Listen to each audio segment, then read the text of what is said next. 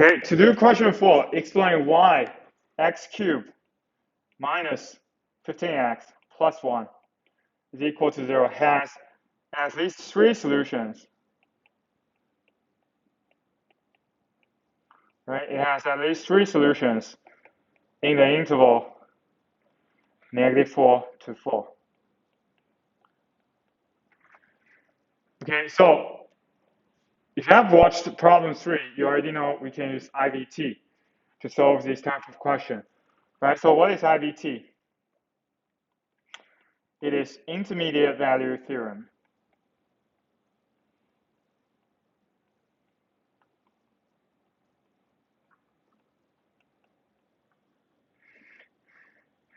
Right? It is intermediate value theorem. It just means that if fx, if a function is continuous, okay, if it's continuous on AB, then, right, for any value y, right, between FA and FB,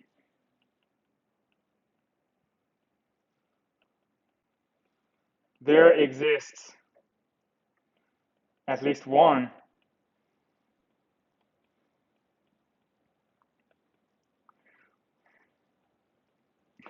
x0 such that fx0 is fy0. Sorry, fx0 is y0. And you know that this x0 is between,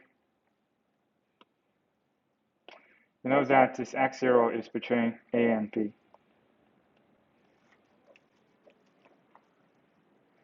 Okay.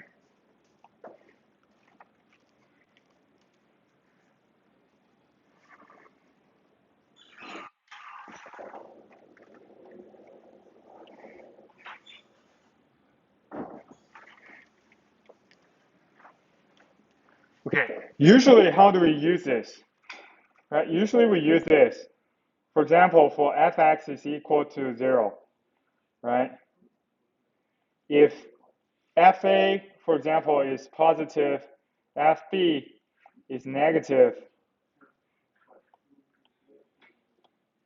Okay, let's say if fx is continuous,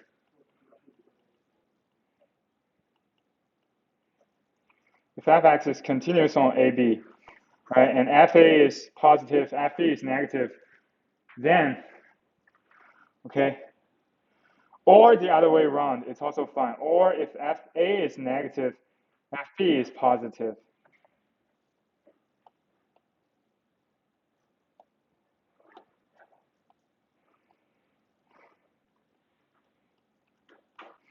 Okay, then there exists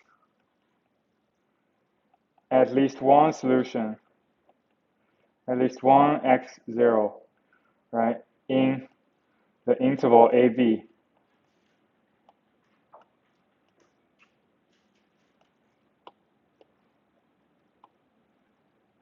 Okay, there exists at least one x0 in the interval AB, such that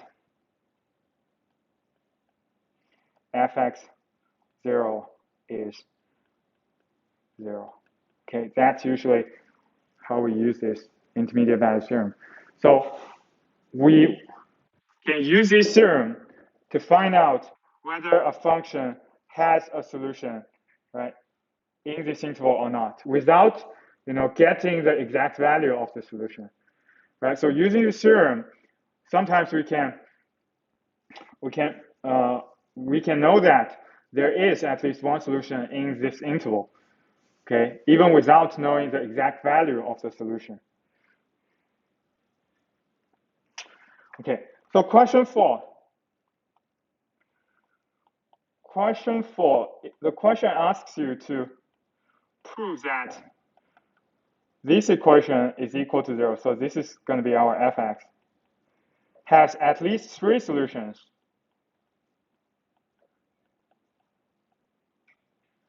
Right? It has at least 3 solutions in the interval from -4 to 4. Okay, so you can see for one IVT, you can only prove there's at least one solution in the interval. Okay, you can't use just one IVT to prove there are at least 3 solutions. So you have to do what? You have to divide this interval into 3 subintervals. Okay, and for each subinterval, you use IVT. So how do I divide it into 3 subintervals? I can first just test the boundary values. What is f -4? It's -4 cubed minus 15 times -4 plus 1. Okay, so it's 61 minus 64. It's -3. It's smaller than 0. So for the next value, I want the f value at the point to be positive. Okay, I want that value to be positive. For example, let's try f -3. Right? Let's try f -3. So it's -3 cubed minus 15 times -3 plus 1, which is 46 minus 27 is 19. Okay, it's positive. So, right, you can say that by intermediate value theorem, there's an x naught, right, between the value -3 and -4, such that fx naught is 0. Okay, that's because when x is -4, it is a negative number. When x is -3, it's a positive number. Okay, so there must be a value between -4 and -3 such that the function's value is 0. Okay, let's keep searching. What about f -2? Okay, so since here, my f -3 is positive, right? So next value I want to find is a negative value. So I want to find a value such making this fx negative. So, for example, if I try f1, so it's 1 cubed minus 15 times 1 plus 1. Okay, it is -13. It is smaller than 0. Right, so now f -3 is positive, f1 is negative, which means what? Which means there's, again, by IVT, right? Again, by the intermediate value theorem, there's, okay, it's not, right? There's at least one.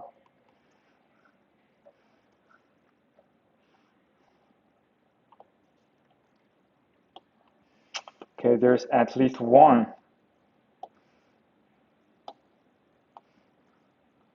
There's at least one x naught. Okay, so by IVT, there's at least one. You know, let's call it x1.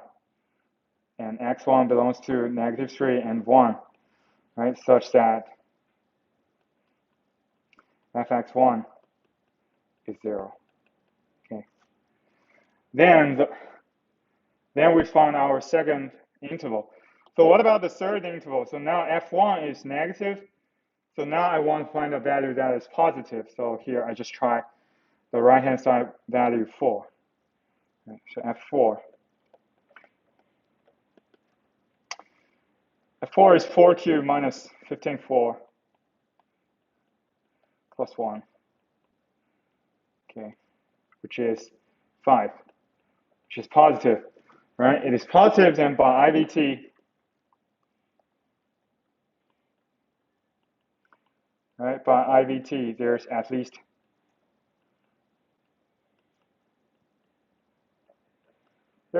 one x2 between 1 and 4, such that fx2 is 0. Okay, so by dividing -4 to 4 into 3 subintervals, right, you can see first subinterval -4 to -3, then -3 to 1, then 1 to 4, right? And in each subinterval, because both ends of each subinterval, they have the opposite sign. Right? One is negative, the other one is positive.